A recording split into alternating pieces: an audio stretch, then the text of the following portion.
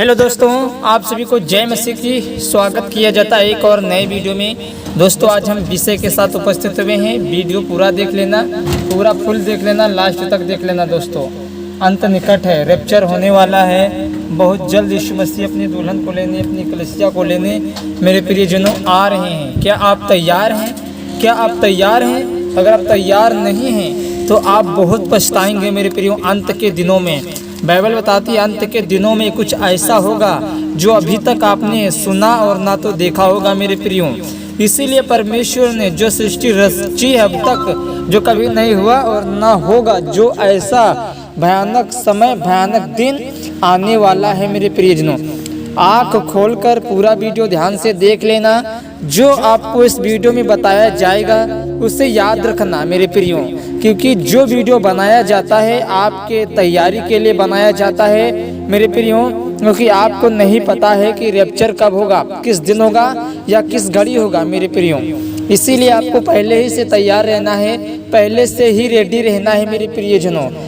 मत्ती की पुस्तक 24 अध्याय के 15 वचन से हम पढ़ते हैं 22 वचन तक। बाइबल से प्रूफ यहाँ इस प्रकार से लिखा हुआ है। सो तुम जब उस उजाड़ने वाली घृणित वस्तु को, जिसकी चर्चा दानियल भविष्यवक्ता के द्वारा की गई थी, पवित्र स्थान में खड़ी हुई देखो, जो पहाड़ पढ़े व समझे, तब जो यहूदिया में हो वे पहाड़ों पर भाग जाएं, और जो कोठे पर हो वह अपना घर संभाल लेने को ना लौटें, और जो खेत में हो वह अपना कपड़ा लेने को पीछे ना लौटे। यहाँ क्यों ऐसा लिखा हुआ है? जो यहूदी में हो वो यूनानी में भाग जाए, जो खेत में हो वो अपना कपड़ा लेने के लिए ना लौटे। यहाँ क्यों ऐसा लिखा हुआ है भैया?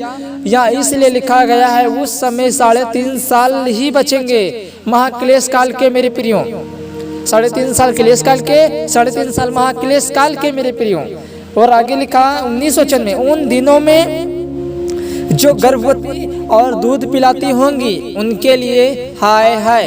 प्रार्थना किया करो कि जाड़े में या सप्त के दिन तुम्हें भागना न पड़े।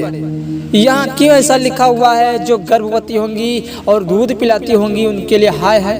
भैया उस समय इतना हाहाकार मचा होगा जब पशु 666 की छाप देगा, तब लोग इधर उधर अपने आप को बचाने के लिए इधर उधर भैया भागेंगे, छटपटाएंगे, भागेंगे।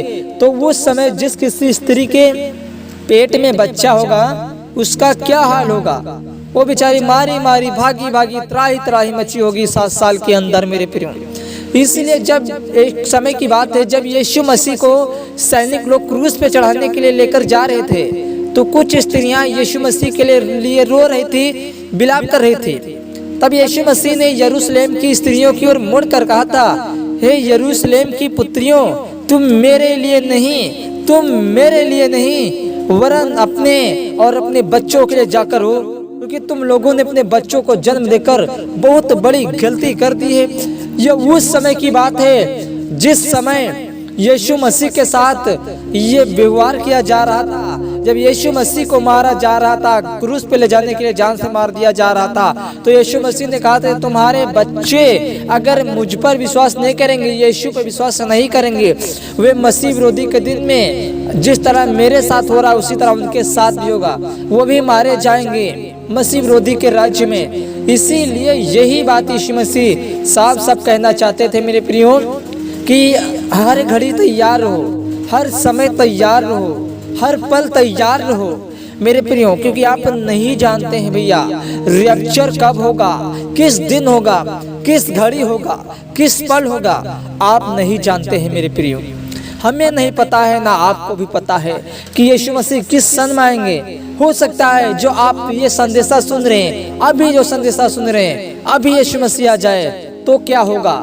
क्या आप स्वर्ग जा पाएंगे? क्या आपके पास वो समय है? क्या आपके पास वो चांस है? अगर आपने मन फिराया है तभी आप स्वर्ग जा पाएंगे। अगर आपने मन नहीं फिराया है, गलत कामों में लगे हुए हैं, तो प्रभु आपको स्वर्ग कभी नहीं देगा, कभी स्वर्ग नहीं उठाएगा मेरे प्रियो। क्योंकि बड़ी मुश्किल से भैया परमेश्वर ने स्वर्ग का कचरा साफ किया है। अब वही कचरा बटोर कर परमेश्वर दोबारा स्वर्ग नहीं ले जाएगा। लूका की पुस्तक बताती है, मरकुस की किताब बताती है उस रात दो मनुष्य एक खाट पर सोते होंगे, एक को ले लिया जाएगा और दूसरे को छोड़ दिया जाएगा वहीं सोने के लिए। मेरे प्रियो जरा सोचो, जो जागता होगा, जो तैयार होगा, उसको प्रभु उठा लेगा अपने साथ।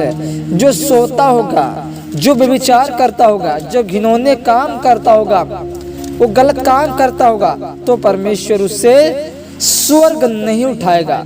किसी भी कीमत पर उसे स्वर्ग नहीं दिया जाएगा मेरे प्रियो। क्योंकि जहाँ पर भैया यीशु मसीह रहते हैं वह जगह पवित्र है। मन फिराओ या नाश हो जाओ, बाइबल हमें स्पष्ट रूप से बताती है, मन फिराओ या नाश हो जाओ। पश्चाताप करो और तौबा करो मेरे प्रियो। अगर आपने मन नहीं फिराया, पश्चाताप नहीं की, तो बहुत पछताओगे। मैं फिर से ये वचन पढ़ देता हूँ, लूका की पुस्तक 17 अध्याय के 34 वचन में यहाँ इस प्रकार से लिखा हुआ है, मैं तुमसे कहता हूँ उस रात दो मनुष्य एक खाट पर होंगे, एक ले लिया जाएगा और दूसरा छोड़ दिया जाएगा। दो स्त्री एक साथ चक्की पीसती होंगी, एक ले ली जाएगी और दूसरी छोड़ दी जाएगी। दो जन में खेत में होंगे, एक ले लिया जाएगा, दूसरा छोड़ा जाएगा। मेरे प्रियो यहाँ ध्यान देने वाली बात है, कौन लिया जाएगा, कौन छोड़ा जाएगा। यहाँ बाइबल स्पष्ट रूप से हमें संकेत इशारा देती है। किसकी तरफ इशारा देती है मेरे प्रियो? जो आज यीशु मसीह के नाम पर झूठा विश्वास करते हैं मेरे प्रियजनों, तो जो दिखावे का विश्वास करते हैं उनको प्रभु यहीं पे छोड़ देगा। जो यीशु मसीह में रहकर संसार के साथ चलते हैं, जो मसीह में रहकर संसार के साथ चलते हैं, वे यहीं छोड़ दिए जाएंगे, जिंदा जलने के लिए, आग से झुलसने के लिए मेरे प्रियो। इसीलिए आपको हर पल, हर घड़ी, हर समय आपको तैयार रहना है मेरे प्रियो। अपने पापों से तौबा कीजिए, अपने पापों से पश्चाताप कीजिए मेरे प्रियो। पश्चाताप करोगे तो आपको परमेश्वर स्वर्ग उठाएगा मेरे प्रियो। ऐसा नहीं कि हम पाप करते रहें, व्यभिचार करते रहें, गुनाह करते रहें, गलतियां अपराध करते रहें और आए परमेश्वर में घोड़ों पर बैठाकर स्वर्ग लेकर चला जाए। नहीं, कभी ऐसा नहीं होगा। कभी ऐसे लोगों को प्रभु स्वर्ग नहीं देगा। सिर्फ वही जो यीशु मसीह के चलाए चलते हैं, जैसा स्वर्गीय पिता पवित्र है, वैसे जो पवित्र होंगे उन्हीं को परमेश्वर उठाएगा। बाकी आपको पश्चाताप करना है, तौबा करना है। अगर आपने पश्चाताप किया, तौबा किया, यीशु मसीह के वचनों को फॉलो किया अपने जीवन में, तो प्रभु आपको स्वर्ग में उठाएगा मेरे प्रियो। ठीक है, इसीलिए आप समझदार कुमारियों की तरह बने, मूर्ख कुमारियों की तरह ना बने, 5 समझदार कुमारियों की तरह जागरूक रहें, तैयार रहें। आशा करते हैं छोटा सा मैसेज आपको समझ में आया होगा। परमेश्वर आपको आशीष दे। जय मसीह की। Good luck.